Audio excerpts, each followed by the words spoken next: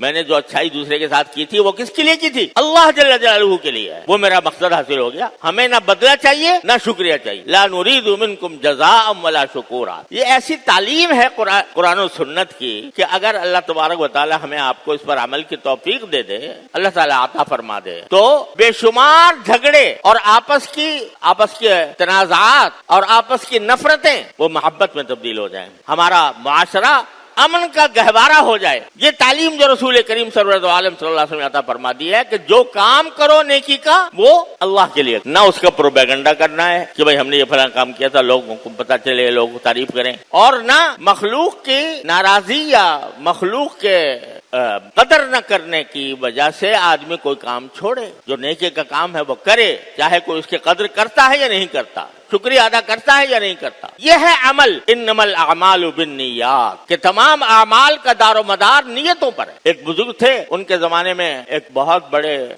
ولی اللہ کا انتقال ہوا, تو لوگ جا رہے تھے ان کے جنازے کے اندر, تو ان سے بھی کسی نے کہا کہ بھئی آپ بھی چلیں, جنازے کی نماز ہو رہی اتنے بڑے بزرگ کی. تو وہ کچھ طرح دے گئے, کوئی اس کے اوپر جواب نہیں دیا.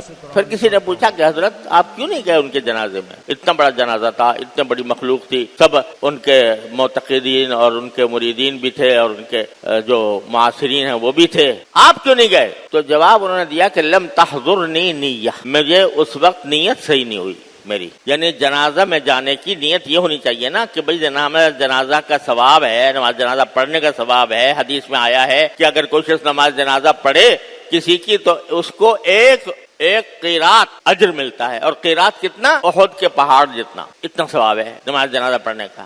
تو اب میرے دل میں کچھ یہ بات آئی کہ یعنی دل میں کچھ شوق تو پیدا ہوا نہیں کہ بھئی جا کے میں یہ فضیلت حاصل کروں, لیکن دل میں یہ خیال آیا کہ اگر نہ گیا تو سارے لوگ کیا کہیں گے کہ اتنے بڑے بزرگ کے جنازے میں حاضر نہیں ہوا. تو نیت خراب ہو رہی تھی میری. جب نیت خراب ہو رہی تھی تو عمل بیکار تھا, اس واسطے نہیں گیا میں. تو آدمی ہر قدم پر اس بات کا جائزہ لے کہ اگر میں کوئی نیک کام کر رہا ہوں تو وہ کس کے لیے؟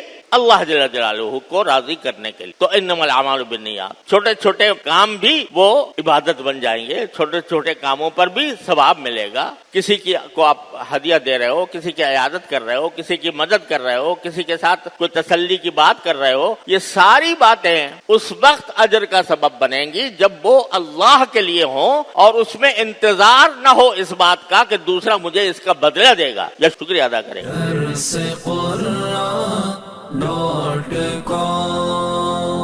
www.darsequran.com